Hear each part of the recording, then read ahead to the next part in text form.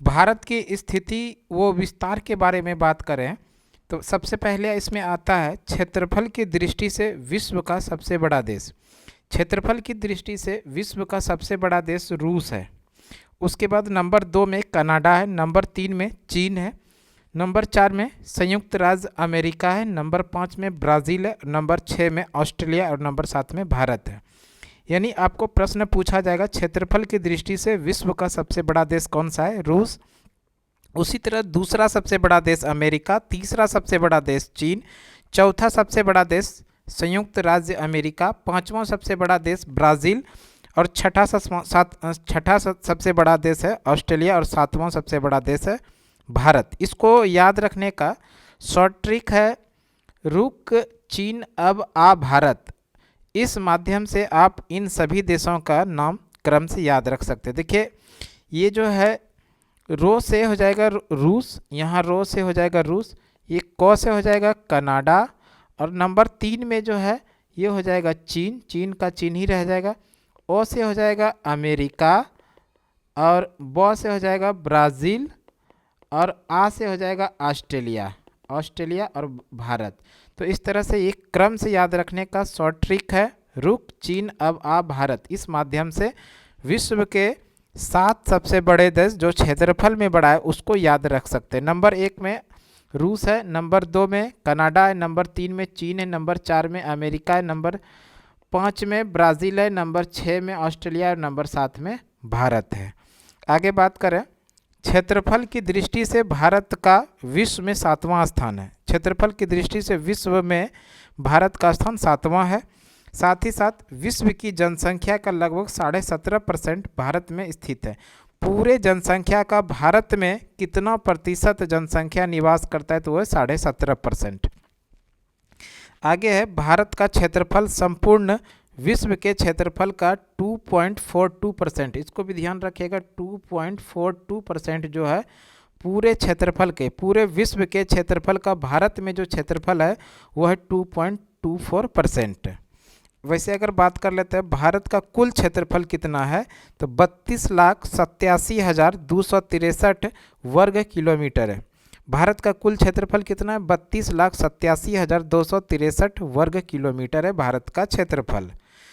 आगे है Henle loop संरचना, इससे संबंधित प्रश्न है। तो हेनले लूप संरचना का संबंध शरीर के किडनी से है, ये ध्यान रखिएगा। हेनले लूप संरचना का संबंध शरीर के किस अंग से है तो किडनी से है। किडनी का कार्य रक्त का शुद्धिकरण, इसको भी ध्यान रखिएगा। रक्त का शुद्धिकरण कौन करता है वो किडनी करता है। और किडनी की इकाई नेफ्रॉन होता है, इसको भी ध्यान रखिएगा। किडनी की इकाई क्या है तो वो नेफ्रॉन है। आगे है हेनले लूप का कार्य जल का अवशोषण करना है। हेनले लूप का कार्य क्या है, जल का अवशोषण करना। ऊंट व लामा की आरबीसी में केंद्रक पाया जाता है, इसको थोड़ा ध्यान रख लीजिएगा। ऊंट व लामा की आरबीसी में क्या पाया जाता है, केंद्रक। अब बात कर लेते हैं प्रमुख नदियां, जिसमें सबसे पहला है नील नदी। नील नदी की बात करें तो यह विश्व की सबसे लंबी नदी है, इसको भी ध्यान रखिएगा। विश्व की सबसे लंबी नदी, इसको याद रखना है हम लोगों को। विश्व की सबसे लंबी नदी, विश्व की सबसे लंबी नदी कौन सी है तो वो है नील नदी। यह नदी 2 नदियों के आपस में मिलने से बनती है, वो कौन कौन सी है तो श्वेत नील है और नीली नील है। यानी श्वेत नील और नीली नील से मिलकर यह नील नदी बनती है और नील नदी विश्व की सबसे लंबी नदी है। श्वेत नील नदी का उद्गम विक्टोरिया झील से होता है और यह नदी युगांडा, दक्षिणी सूडान, उत्तरी सूडान में बहती है। उत्तरी सूडान की राजधानी खार्तूम है, उत्तरी सूडान की राजधानी खार्तूम में है। और श्वेत नील में नीली नदी मिल जाती है, तब ये नील नदी कहा जाता है। आगे टाइबर नदी एपेनाइन पर्वत से निकलकर भूमध्य सागर में गिरती है। रोम इसके मुहाने पर स्थित है। रोम की बात किया जा रहा है। रोम जो है इटली की राजधानी है, इटली की राजधानी रोम है और ये रोम जो है टाइबर नदी के किनारे स्थित है, इसको भी ध्यान रख लीजिएगा। रोम किस नदी के किनारे स्थित है, टाइबर नदी के किनारे स्थित है और इस इटली की राजधानी है। डेन्यूब नदी के बारे में बात करें, ये डेन्यूब नदी, यह नदी का उद्गम जर्मनी में स्थित ब्लैक फॉरेस्ट पर्वत से होता है। यानी कि डेन्यूब नदी का उद्गम स्थल कहाँ से होता है? ब्लैक फॉरेस्ट से। और ब्लैक फॉरेस्ट किस देश में स्थित है? तो जर्मनी में स्थित है। यह नदी पांच देशों की राजधानियों से होकर गुजरती है। कौन कौन सी है? ऑस्ट्रिया, स्लोवाकिया, हंगरी, सर्बिया और रोमानिया। वैसे ऑस्ट्रिया की राजधानी की बात करें तो वियना। साथ ही साथ हम लोगों को ऑस्ट्रेलिया का भी राजधानी याद रखना चाहिए। ऑस्ट्रेलिया, ये ऑस्ट्रेलिया की बात किया जा रहा है तो ऑस्ट्रेलिया की राजधानी जो है वो है कैनबरा। ऑस्ट्रेलिया की राजधानी कैनबरा और ऑस्ट्रिया की राजधानी वियना है। और स्लोवाकिया की राजधानी ब्राटिस्लावा है। हंगरी की राजधानी बुडापेस्ट है। उसी तरह से सर्बिया की राजधानी बेलग्रेड है और रोमानिया की राजधानी बुखारेस्ट है। इन पांचों देश की राजधानी से ये नदी होकर गुजरती है, यानी डेन्यूब नदी गुजरती है। डेन्यूब नदी को ग्रीन रिवर भी कहा जाता है, इसको भी ध्यान रख लीजिएगा। यहाँ से प्रश्न पूछेगा किस नदी को ग्रीन रिवर के नाम से जानते हैं, तो वो है डेन्यूब नदी। आगे है, हंगरी में घास के मैदान को पूछताछ कहा जाता है। यहाँ भी बढ़िया प्रश्न बनेगा, किस घास के मैदान को पूछताछ कहा जाता है? तो हंगरी में घास के मैदान को पूछताछ कहा जाता है। यहाँ से दूसरा ऐसा प्रश्न पूछेगा, पूछताछ घास का मैदान किस देश में है? तो हंगरी में है। आगे हडसन नदी। हडसन नदी यह संयुक्त राज्य अमेरिका की प्रमुख नदी है जिस पर न्यूयॉर्क शहर बसा हुआ है। न्यूयॉर्क अमेरिका का सबसे महत्वपूर्ण शहर माना जाता है न्यूयॉर्क, जिसका कि उपनाम बिग एप्पल है। इसको भी ध्यान रखिएगा। अमेरिका न्यूयॉर्क जो है इसको किस नाम से जानते हैं? तो बिग एप्पल के नाम से जानते हैं। और ये न्यूयॉर्क किस नदी के किनारे है? डेन्यूब नदी के किनारे है। बात कर लेते हैं, पोटामेक नदी पर संयुक्त राज्य अमेरिका की राजधानी वाशिंगटन डीसी है। अमेरिका की जो राजधानी है वाशिंगटन डीसी, ये किस नदी के किनारे स्थित है? तो ध्यान रखिएगा, पोटामेक नदी के किनारे। पोटामेक नदी के किनारे अमेरिका की राजधानी वाशिंगटन डीसी स्थित है। आगे बात करते हैं, फाइबर ऑप्टिक्स से कुछ संबंधित प्रश्न है।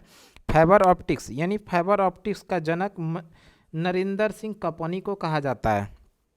फाइबर ऑप्टिक्स के जनक किसको कहते हैं? नरेंद्र सिंह कपानी, जिसे वर्ष 2021 में पद्म विभूषण पुरस्कार दिया गया था। पद्म विभूषण की बात करें तो ये भारत में दिया जाने वाला दूसरा सर्वोच्च नागरिक सम्मान है। भारत में दिया जाने वाला दूसरा सर्वोच्च नागरिक सम्मान है और जिसकी शुरुआत हुई थी 1954 में। तो इसको भी ध्यान रखिएगा, इसकी शुरुआत कब होती है? 1954 में। भारत में दिया जाने वाला दूसरा सर्वोच्च नागरिक सम्मान क्या है? पद्म विभूषण पुरस्कार, जिसकी शुरुआत 1954 में हुआ था। और यही पद्म विभूषण पुरस्कार जो है 2021 में दिया गया था नरेंद्र सिंह कपानी को, जिनको कि फाइबर ऑप्टिक्स का जनक कहा जाता है। आगे है कुछ प्रमुख जल संधियाँ। जल संधियाँ में बात करें, अंडमान सागर और दक्षिणी चीन सागर के मध्य मलक्का जल संधि। ये भी बढ़िया प्रश्न है। अंडमान सागर और दक्षिणी चीन सागर के बीच में कौन सी जल संधि है? तो वो है मलक्का जल संधि। उसी तरह से फारस की खाड़ी और ओमान की खाड़ी के मध्य हरमुज जल संधि है। इसको ध्यान रखिएगा, हरमुज जल संधि किनके मध्य है? फारस की खाड़ी और ओमान की खाड़ी के मध्य है। भूमध्य सागर और अटलांटिक महासागर के मध्य जिब्राल्टर जल संधि है। यहाँ से भी प्रश्न पूछा जाता है, जिब्राल्टर जल संधि किनके मध्य है? तो भूमध्य सागर और अटलांटिक महासागर के मध्य स्थित है जिब्राल्टर जल संधि। लाल सागर और भूमध्य सागर को जोड़ने वाली जो नहर है वह सुएज नहर। इसको जरूर ध्यान रखिएगा, कई बार एग्जाम में ये पूछा गया है। सुएज नहर किन सागरों को जोड़ता है? तो लाल सागर और भूमध्य सागर को जोड़ने वाली जो नहर है वो सुएज नहर है। अब कुछ खेल से संबंधित प्रश्न है, खेल से, जिसमें से क्या आएगा? सबसे पहले उबेर कप, थॉमस कप का संबंध बैडमिंटन से। उसी तरह से उबेर कप और थॉमस कप का संबंध किस खेल से है? बैडमिंटन से है। उसी तरह से नंदू नाटेकर प्रथम भारतीय जिन्होंने 1956 में बैडमिंटन में अंतर्राष्ट्रीय खिताब जीता था। इसको भी ध्यान रखिएगा, प्रथम भारतीय जिन्होंने 1956 में बैडमिंटन में अंतर्राष्ट्रीय खिताब जीता वो है नंदू नाटेकर। आगे है वेलिंगटन ट्रॉफी का संबंध किस खेल से? तो वो है नौका दौड़ यानी कि रोइंग। वेलिंगटन ट्रॉफी का संबंध है नौका दौड़ से। उसी तरह से डेविस कप का संबंध है टेनिस से। डेविस कप का संबंध है लॉन टेनिस, इसको ध्यान रखिएगा, लॉन टेनिस से संबंधित है डेविस कप। सी के नायडू ट्रॉफी का संबंध है क्रिकेट से। अगर बात कर लें सी के नायडू, ये क्रिकेट टीम के पहले कप्तान थे, भारतीय क्रिकेट टीम के पहले कप्तान, इसको जरूर ध्यान रखिएगा। भारतीय क्रिकेट टीम के पहले कप्तान, भारतीय क्रिकेट टीम के पहले कप्तान कौन थे? तो वो सी के नायडू थे। भारतीय क्रिकेट टीम के पहले कप्तान, भारतीय क्रिकेट टीम के पहले कप्तान थे सी के नायडू। और सी के नायडू ट्रॉफी का संबंध क्रिकेट से है। सी के नायडू के जो पुत्री था उसका नाम है चंद्रा नायडू, अब पहली भारतीय महिला कमेंटेटर थी जिनका हाल ही में निधन हो गया, इसको भी ध्यान रखिएगा। भारत की प्रथम महिला कमेंटेटर, क्रिकेट कमेंटेटर, वह चंद्रा नायडू जो कि सी के नायडू की पुत्री थी। आगे है कुछ ट्रॉफी जो कप है उससे संबंधित खेल और उससे संबंधित ट्रॉफी, जैसे थॉमस कप का संबंध है बैडमिंटन से, उसी तरह डुरंड कप का संबंध है फुटबॉल से, संतोष ट्रॉफी का संबंध है फुटबॉल से, राइडर कप का संबंध है गोल्फ से, देवघर ट्रॉफी का संबंध है क्रिकेट से, दिलीप ट्रॉफी का संबंध है क्रिकेट से, रणजी ट्रॉफी का संबंध है क्रिकेट से, Sultan Azlan Shah cup hockey से संबंधित है, मोहन बगान ये फुटबॉल से संबंधित है। आगे भारत, अगला जो कुछ इम्पोर्टेंट है वो भारत की सीमा पर स्थित पड़ोसी देश की लंबाई, यानी भारत की सीमा को स्पर्श करने वाले पड़ोसी देशों की संख्या की बात करेगा। कितने ऐसे पड़ोसी देश हैं जिनका कि भारतीय सीमा से सीमा साझा करते, तो वो है 7। कौन कौन सा देश है? तो वह है बांग्लादेश, चीन, पाकिस्तान, नेपाल, म्यांमार, भूटान और अफगानिस्तान। और इसमें सबसे अधिक किस देश की सीमा भारत की सीमा से लगता है? तो वो बांग्लादेश, कुल मिला के 4096 यानी 4097.7 किलोमीटर। चीन की लंबाई है 3488 किलोमीटर, पाकिस्तान का है 3323 किलोमीटर, नेपाल का है 1751 किलोमीटर, म्यांमार का है 1643 किलोमीटर, भूटान का है 699 किलोमीटर और सबसे कम जो है वो अफगानिस्तान का केवल और केवल 106 किलोमीटर। तो इसको ध्यान रखिएगा, भारत का सीमा सबसे अधिक किस देश के साथ लगता है? वह है बांग्लादेश 4097 किलोमीटर, और सबसे कम किसके साथ लगता है? तो वह अफगानिस्तान के साथ।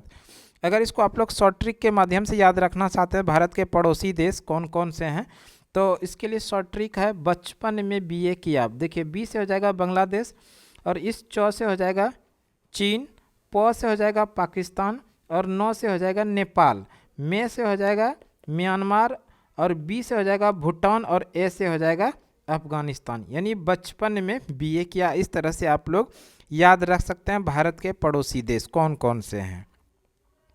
आगे भारत में कुल 43 विश्व धरोहर है। यूनेस्को का विश्व धरोहर की सूची कितना? 43 है, जिसमें से 35 जो है सांस्कृतिक है, 7 प्राकृतिक है और एक मिश्रित धरोहर है। इसमें हम लोगों को मिश्रित वाला जरूर ध्यान रखना चाहिए। भारत का एकमात्र स्थल जो मिश्रित विश्व धरोहर की सूची में शामिल है वो कंचनजंगा जो कि सिक्किम में स्थित है, इसको जरूर ध्यान रखिएगा। भारत का एकमात्र स्थल जो विश्व धरोहर की सूची में मिश्रित स्थल की श्रेणी में आता है वो है कंचनजंगा, जो कहाँ पर है? सिक्किम में। उसी तरह से कुल 43 विश्व धरोहर में से 2 शहर भी शामिल है, एक तो अहमदाबाद जिनको कि 2017 में शामिल किया गया है, और दूसरा शहर जो है वो जयपुर है जिसको कि 2019 में शामिल किया गया है। चंडीगढ़ का कैपिटल कॉम्प्लेक्स को ली कार्बूजियर ने तैयार किया था, यानी चंडीगढ़ का जो कैपिटल कॉम्प्लेक्स है इसके वास्तुकार कौन थे? तो ली कार्बूजियर इसके वास्तुकार थे। आगे है जर्मन सिल्वर में तांबा, जिंक और निकेल पाई जाती है, इसको ध्यान रखिएगा। जर्मन सिल्वर में क्या क्या पाया जाता है? तांबा, जिंक और निकेल पाई जाती है। आगे है भारत के प्रमुख परमाणु विद्युत गृह। भारत के परमाणु विद्युत गृह की बात करें तो भारत का पहला परमाणु विद्युत गृह है तारापुर। तारापुर कहाँ पर है? महाराष्ट्र में, जिसकी स्थापना हुई थी 1969 में, और ये भारत का पहला परमाणु ऊर्जा संयंत्र है।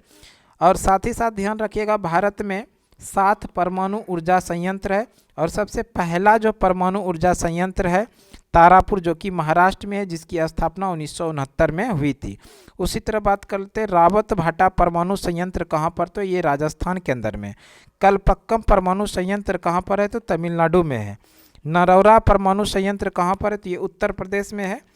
काकरापारा जो परमाणु संयंत्र ये गुजरात में है। कैगा परमाणु संयंत्र कर्नाटक के अंदर है। कुंडनकुलम ये तमिलनाडु में है, रूस की सहायता से इसको निर्माण किया गया। कुंडनकुलम परमाणु संयंत्र कहाँ पर है? तमिलनाडु में। आगे है भाभा परमाणु अनुसंधान केंद्र, जिसको कि बार्क के नाम से जानते हैं, का मुख्यालय ट्रॉम्बे महाराष्ट्र में स्थित है। स्थापना होती है 3 जनवरी 1954 को। तो इसको भी ध्यान रख लीजिएगा। भाभा परमाणु अनुसंधान केंद्र कहाँ पर है? तो ये ट्रॉम्बे महाराष्ट्र में, जिसकी स्थापना होती है 3 जनवरी 1954 को। अब है कुछ प्रमुख पुस्तकें और उसके लेखक। इस क्रम में सबसे पहला जो है वो है इंडियन स्ट्रगल, जिसके लेखक है सुभाष चंद्र बोस। इंडियन स्ट्रगल के लेखक है सुभाष चंद्र बोस। अगर हम लोग बात कर लेते थोड़ा सा, सुभाष चंद्र बोस का जन्मदिन प्रत्येक वर्ष 23 जनवरी को मनाते हैं। 23 जनवरी को मनाते हैं। और किस तरह से मनाते हैं? तो पराक्रम दिवस, इसको भी ध्यान रखिएगा। 23 जनवरी को प्रत्येक वर्ष पराक्रम दिवस मनाते हैं, सुभाष चंद्र बोस का जयंती। सुभाष चंद्र बोस की बात करें तो सुभाष चंद्र बोस ने नारा दिया था जय हिंद, जय हिंद। साथ में साथ दिया था दिल्ली चलो, दिल्ली चलो। और इन्होंने ही कहा था तुम मुझे खून दो मैं तुम्हें आज़ादी दूंगा। ये सारा नारा कौन दिया था? सुभाष चंद्र बोस ने दिया था। आगे बात करते तो बंदी जीवन, जिसके लेखक है सचिंद्रनाथ सन्याल। बंदी जीवन के लेखक कौन है? सचिंद्रनाथ सन्याल। गीता रहस्य पुस्तक, इसके लेखक है बाल गंगाधर तिलक। गीता रहस्य पुस्तक के लेखक बाल गंगाधर तिलक है। उसी तरह से गुलामगिरी की बात करें तो गुलामगिरी पुस्तक के लेखक है ज्योतिबा फुले। बंदी जीवन पुस्तक को क्रांतिकारियों का बाइबिल कहा जाता था। ये बढ़िया प्रश्न है, जरूर ध्यान रखिएगा। जो क्रांतिकारियों का बाइबिल कहा जाता है वो किस पुस्तक को कहा जाता है? बंदी जीवन को, जिसके लेखक की सचिंद्रनाथ सन्याल थे। प्रमुख अभियान की बात करें तो सबसे पहले जो अभी हाल ही फिलहाल में संपन्न हुआ ऑपरेशन सिंदूर, जो कि 7 मई 2025 को भारतीय सेना के द्वारा इसको किया गया था। पाकिस्तान के 9 आतंकवादी ट्रेनिंग सेंटर को ध्वस्त किया गया था ऑपरेशन सिंदूर के माध्यम से। और ये कब चलाया गया था? 7 मई 2025 को। उसी तरह ऑपरेशन मेघदूत की बात करें तो मेघदूत, ऑपरेशन मेघदूत जो है ये सियाचिन यानी लद्दाख पर विजयी, सियाचिन पर जो फतह किया था, सियाचिन पर झंडा फहराया था, तिरंगा झंडा, वो 1984 में। ऑपरेशन मेघदूत का संबंध सियाचिन विजय से, जो कि 1984 में हुआ था। उसी तरह से ऑपरेशन विजय की बात करें तो ऑपरेशन विजय जो कारगिल युद्ध हुआ था 1999 में, और इस युद्ध में जो ऑपरेशन विजय के माध्यम से जीत हुआ था, तो इसलिए ऑपरेशन विजय इसका कोड नेम दिया गया था। और 26 जुलाई को प्रत्येक वर्ष कारगिल विजय दिवस भी मनाया जाता है। कारगिल विजय दिवस प्रत्येक वर्ष 26 जुलाई को मनाया जाता है। ऑपरेशन पोलो, ऑपरेशन पोलो वर्ष 1948 में हैदराबाद को भारत में मिलाया गया। ऑपरेशन पोलो के द्वारा हैदराबाद के निज़ाम को ज़बरदस्ती भारत के अंग में मिलाया गया, तो वो किस वर्ष? तो 1948 में। और लोन बरातू जो छत्तीसगढ़ में नक्सलियों के आत्मसमर्पण के लिए चलाया गया था। लोन बरातू ऑपरेशन जो है इसको छत्तीसगढ़ में नक्सलियों के आत्मसमर्पण के लिए चलाया गया था। अब बात करते हैं प्रमुख रोग, जो कि प्रोटोजोआ जनित रोग है, यानी प्रोटोजोआ से होने वाला प्रमुख रोग, जिसमें से कि पायरिया है, कालाजार है, मलेरिया है, पेचिस है, निंद्रा रोग है।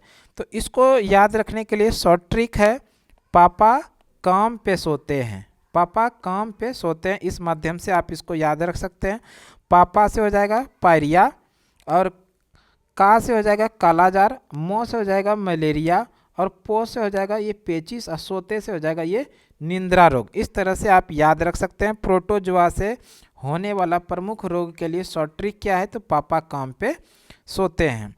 वैसे अगर हम लोग बात करें मलेरिया रोग, ये प्लाज्मोडियम प्रोटोजोआ से होता है। और प्लाज्मोडियम जो मच्छर है एक प्रकार का, वो मच्छर है मादा एनीफिलीज मच्छर। मलेरिया रोग जो होता है मच्छर के काटने से, और मच्छर का नाम है मादा एनीफिलीज मच्छर। और मलेरिया की उपचार की बात करें, मलेरिया का जो रोग, इसको दूर करने का उपाय है कुनैन से। और ये कुनैन कहाँ से मिलता है? सिनकोना की छाल से, इसके माध्यम से उपचार किया जाता है मलेरिया का। इमारतों का कुष्ठ रोग अम्लीय वर्षा को कहा जाता है। इमारतों का कुष्ठ रोग किसको कहा जाता है? तो वो अम्ल वर्षा को कहा जाता है। आगे कुछ संबंधित प्रश्न है क्रिकेट से। क्रिकेट में इसमें जो दिया गया है, भारतीय क्रिकेट टीम ने पहला day night match Eden garden stadium Kolkata में खेला था। और ये जो डे नाइट मैच था ये टेस्ट मैच था। ये कौन सा मैच था? भारतीय क्रिकेट टीम ने पहला day night test day night match Eden Garden में खेला था, जो भारत और बांग्लादेश के मध्य खेला गया था। और ये जो मैच खेला गया था 22 से 26 नवंबर 2019 को खेला गया था। और भारत 1 पारी और 46 रनों से इस मैच में जीता था और बांग्लादेश इसमें पराजित हुआ था। तो इस तरह से इसको भी ध्यान रख सकते हैं। भारतीय क्रिकेट टीम ने अपना पहला डे नाइट टेस्ट मैच कब खेला? तो 24 से 26 नवंबर 2019 को खेला था। किस देश के साथ? तो बांग्लादेश के साथ खेला था और पिंक बॉल से ये खेल हुआ था। ये भी ध्यान रख लीजिएगा, किस बॉल से? तो पिंक बॉल से। इसमें रिजल्ट जो हुआ था, भारत 1 पारी और 46 रनों से जीता था। आगे बात करते हैं सबसे ऊंचा स्टेडियम, क्रिकेट का स्टेडियम की बात किया जा रहा है। सबसे ऊंचा क्रिकेट स्टेडियम धर्मशाला स्टेडियम है, जो कि हिमाचल प्रदेश में स्थित है। उसी तरह से विश्व का सबसे बड़ा cricket stadium Narendra Modi stadium है, जो कि अहमदाबाद में है। इसी नरेंद्र मोदी स्टेडियम को पहले सरदार पटेल स्टेडियम के नाम से जानते थे, सरदार पटेल स्टेडियम। और सरदार पटेल से इसी स्टेडियम का नाम था मोटेरा स्टेडियम। ये भी ध्यान रखिएगा, मोटेरा स्टेडियम। पहले इस स्टेडियम का नाम था मोटेरा स्टेडियम, फिर इसी स्टेडियम का नाम बदल के कर दिया गया था सरदार पटेल स्टेडियम। और अब जो इस स्टेडियम का नाम रखा गया है नरेंद्र मोदी स्टेडियम, जो कि विश्व का सबसे बड़ा क्रिकेट का स्टेडियम है, जो अहमदाबाद में स्थित है। अब बात करते हैं कर्क रेखा यानी 23.5 डिग्री उत्तरी अक्षांश। कर्क रेखा यानी 23.5 डिग्री उत्तरी अक्षांश। कर्क रेखा भारत के मध्य से होकर 8 राज्यों से गुजरती है। कर्क रेखा भारत के कितने राज्यों से गुजरती है? 8 राज्यों से गुजरती है। और ये 8 राज्य कौन है? तो सबसे पहले यह ध्यान रखिएगा, गुजरात, राजस्थान, मध्य प्रदेश, छत्तीसगढ़, झारखंड, पश्चिम बंगाल, त्रिपुरा और मिजोरम। इन 8 राज्य से कर्क रेखा यानी 23.5 डिग्री उत्तरी अक्षांश रेखा भारत के इन 8 राज्यों से गुजरती है। कर्क रेखा की सबसे अधिक लंबाई मध्य प्रदेश में और सबसे कम लंबाई राजस्थान में। ये भी बढ़िया प्रश्न है। कर्क रेखा की लंबाई सबसे अधिक किस राज्य में है? तो मध्य प्रदेश में। और सबसे कम किस राज्य में? तो वो राजस्थान में है। मानक समय रेखा वो कर्क रेखा आपस में एक दूसरे से छत्तीसगढ़ राज्य में काटती है। इसको ये भी बढ़िया प्रश्न है, ध्यान रखिएगा। मानक समय रेखा और कर्क रेखा आपस में एक दूसरे को किस राज्य में काटती है? तो वो है छत्तीसगढ़ राज्य। कर्क रेखा को 2 बार काटने वाली नदी है माही नदी। और भूमध्य रेखा को 2 बार काटने वाली नदी है कंगो नदी। उसी तरह से मकर रेखा को 2 बार काटने वाली नदी का नाम है लिम्पोपो नदी। तो ये कुछ इंपॉर्टेंट फैक्ट हो गया कर्क रेखा से संबंधित और भूमध्य रेखा और मकर रेखा से संबंधित। आगे है नेपाल, भूटान व अफगानिस्तान लैंडलॉक कंट्री है। तो ये भी ध्यान रख लीजिएगा, नेपाल, भूटान, अफगानिस्तान एक प्रकार का लैंडलॉक कंट्री है, यानी यहाँ पर कोई भी समुद्री सीमा, किसी भी राज्य का समुद्री सीमा स्पर्श नहीं करता है। समुद्री सीमा नहीं है यानी समुद्र नहीं है, इसलिए ये सभी देश क्या है? Landlock country. कौन कौन? नेपाल, भूटान और अफगानिस्तान। आगे है जल व स्थल की सीमा बनाने वाले पड़ोसी देश है बांग्लादेश, पाकिस्तान और म्यांमार। यानी ये जो 3 देश है बांग्लादेश, पाकिस्तान और म्यांमार, ये थल सीमा के साथ साथ में जल सीमा भी बनाता है। तो इस ऐसे कितने देशों की संख्या आ गया? 3। कौन कौन? बांग्लादेश, पाकिस्तान और म्यांमार।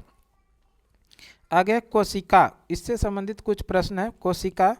कोशिका यानी पोलेड कण। राइबोसोम कोशिका को कहा जाता है, राइबोसोम कोशिका को कहा जाता है। राइबोसोम को प्रोटीन की फैक्ट्री कहा जाता है। ये बढ़िया प्रश्न है, जरूर ध्यान रखिएगा। राइबोसोम को क्या कहा जाता है? तो प्रोटीन की फैक्ट्री कहा जाता है। इसे सबसे छोटा कोशिका अंग भी कहा जाता है। लाइसोसोम को आत्मघाती थैली कहा जाता है। लाइसोसोम को क्या कहा जाता है? आत्मघाती थैली कहा जाता है।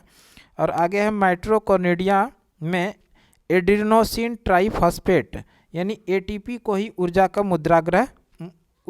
की मुद्रा कहा जाता है। ये भी ध्यान रखिएगा, एटीपी यानी कि एड्रीनोसिन ट्राइफॉस्फेट जो कि ऊर्जा की मुद्रा कहा जाता है। ये कहाँ पर होता है? माइटोकॉन्ड्रिया में। आगे है केंद्रक व कोशिका द्रव को मिलाकर जीव द्रव बनता है। केंद्रक और कोशिका द्रव को जब मिलाते हैं तो वो क्या बनता है? जीव द्रव बनता है। अब है कुछ प्रमुख संस्था, और ये संस्था जैसे अंतर्राष्ट्रीय ओलंपिक समिति। अगर बात कर लेते हैं अंतर्राष्ट्रीय ओलंपिक समिति की स्थापना कब होती है, तो 23 जून 1894 को। इसलिए प्रत्येक वर्ष 23 जून को अंतर्राष्ट्रीय ओलंपिक दिवस मनाया जाता है। ये ध्यान रखिएगा, अंतर्राष्ट्रीय ओलंपिक दिवस, अंतर्राष्ट्रीय ओलंपिक दिवस प्रत्येक वर्ष कब मनाया जाता है, तो वो मनाया जाता है 23 जून, क्योंकि 23 जून 1894 को अंतर्राष्ट्रीय ओलंपिक समिति का गठन हुआ था। और अंतर्राष्ट्रीय ओलंपिक समिति का हेडक्वार्टर कहाँ पर है, तो यह है ल्यूसाने, जो कि स्विट्जरलैंड के अंदर है। वैसे अगर हम लोग बात कर लें स्विट्जरलैंड की राजधानी कहाँ है, तो वो है वर्न। स्विट्जरलैंड की राजधानी है वर्न। अध्यक्ष की बात करें, क्रिस्टी कोवेंटी प्रथम महिला अध्यक्ष है, जो कि जिम्बाब्वे की रहने वाली है। आगे बात करते हैं, इस संस्था ने प्रथम ओलंपिक खेलों का आयोजन 1896 में हुआ था, एथेंस यानी ग्रीस में हुआ था। तो यहाँ से भी प्रश्न बनेगा, पहली बार यानी कि प्रथम ओलंपिक खेलों का आयोजन कब हुआ, 1896 में, कहाँ पर, तो एथेंस में हुआ था यानी ग्रीस में हुआ था। उसी तरह अगर हम लोग बात कर लें अंतर्राष्ट्रीय क्रिकेट परिषद यानी आईसीसी, इंटरनेशनल क्रिकेट काउंसिल, जिसकी स्थापना होती है 1909 में, और इसका हेडक्वार्टर कहाँ पर है, दुबई के अंदर में यानी संयुक्त अरब अमीरात में है।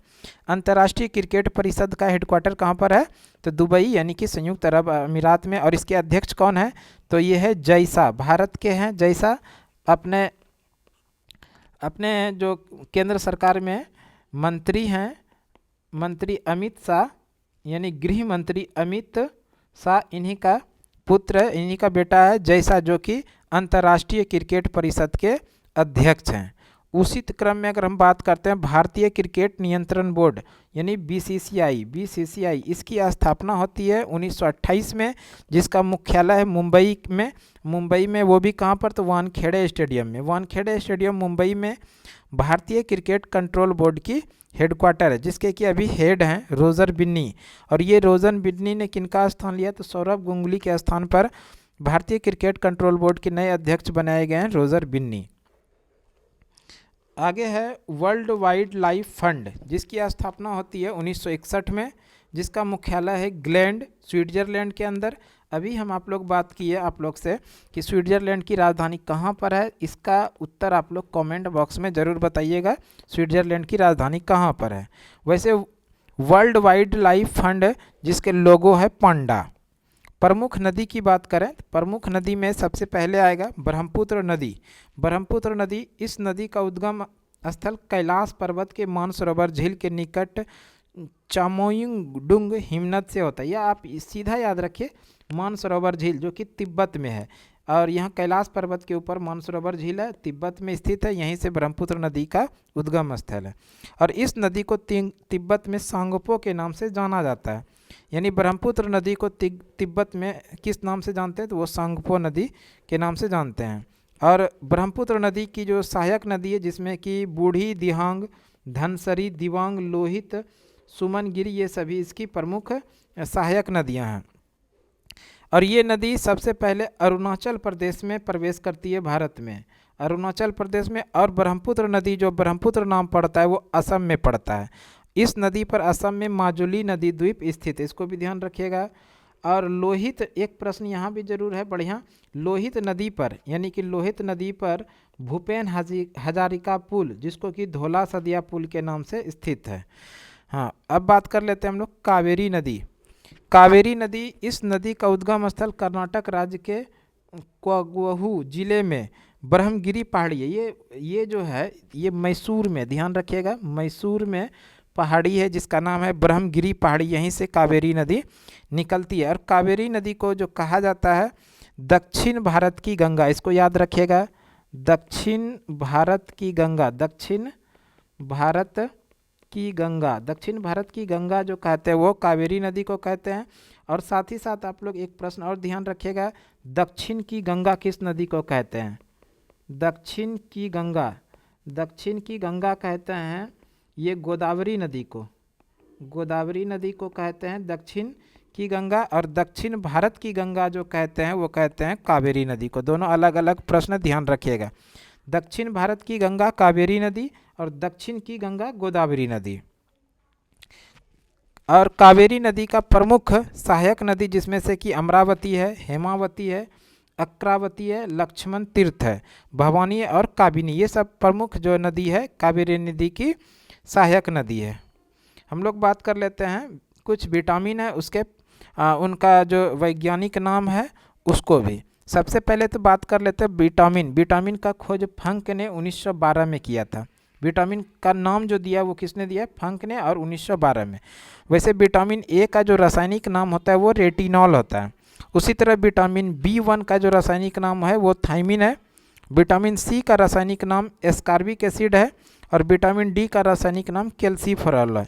और आप इसको शॉर्ट ट्रिक के माध्यम से याद रखना चाहते हैं तो एक शॉर्ट ट्रिक है आप लोगों के लिए, रोटी था एक टोपी। क्या याद रखेंगे? रोटी था एक टोपी।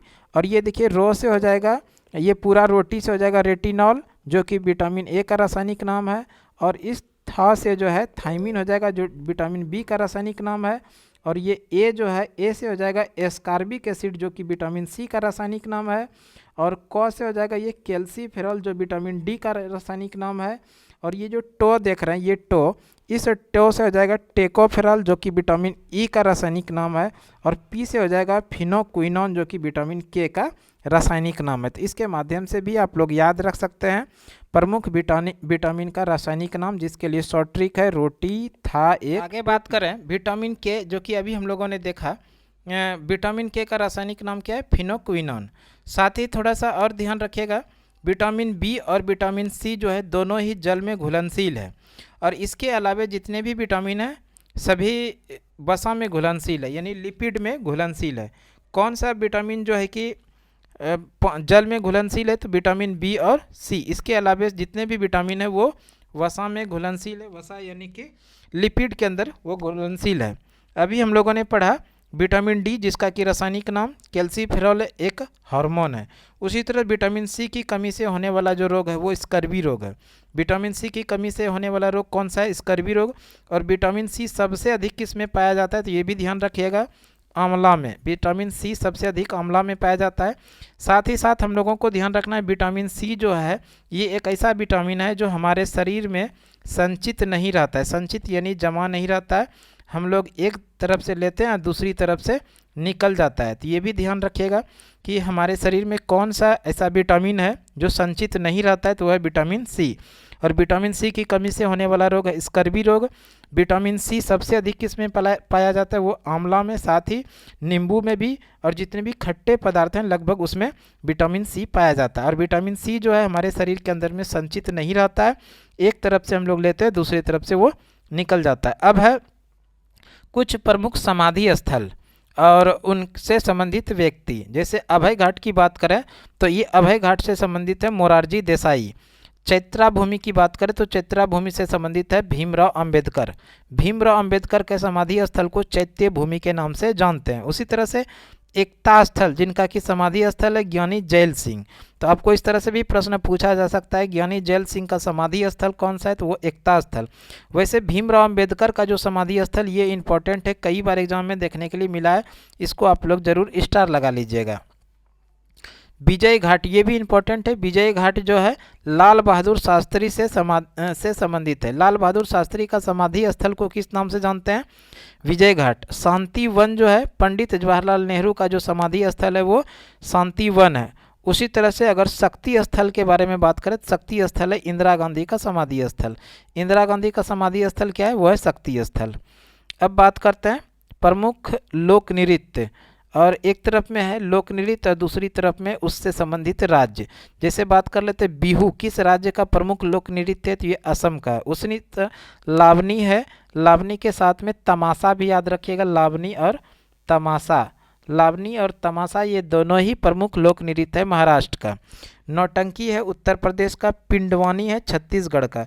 पिंडवानी छत्तीसगढ़ का। पिंडवानी की एक प्रमुख कलाकार जिसका नाम है तीजन बाई। यहाँ से प्रश्न पूछता है तीजन बाई का संबंध किस लोक नृत्य से है? वो पिंडवानी से जो कि छत्तीसगढ़ से संबंधित है। देखिए अभी दिया गया यहाँ पर तीजन बाई का संबंध पिंडवानी लोक नृत्य से है। आगे है भारत रत्न से प्रश्न दिया है इसमें। भारत रत्न अगर बात कर लेते हैं भारत रत्न, तो भारत रत्न जो है भारत में दिया जाने वाला सर्वोच्च नागरिक सम्मान है।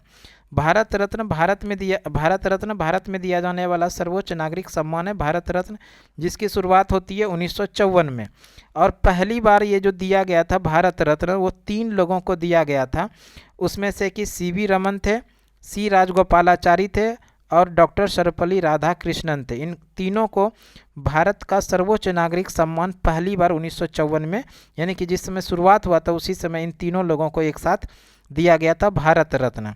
वैसे अगर बात कर ले भारत प्रथम मरणोपरांत भारत रत्न प्राप्त करता थे लाल बहादुर शास्त्री, जिनको कि 1966 में दिया गया था। एक प्रश्न ध्यान रखिएगा, एकमात्र खिलाड़ी जिनको कि भारत रत्न दिया गया है वो है सचिन तेंदुलकर। सचिन तेंदुलकर ध्यान रखिएगा, सचिन तेंदुलकर एकमात्र खिलाड़ी है जिनको कि भारत रत्न दिया गया, और ये भारत रत्न भारत में दिया जाने वाला सर्वोच्च नागरिक सम्मान है।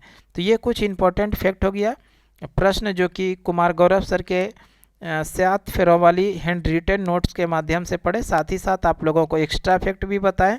तो इस तरह का वीडियो आप लोगों को रेगुलर सुमन क्लासेस यूट्यूब चैनल पर मिलते रहेगा। तो आज के वीडियो के लिए इतना ही, अगली वीडियो में फिर से आप लोगों के साथ मिलते हैं, तब तक के लिए धन्यवाद। जय हिंद, वंदे।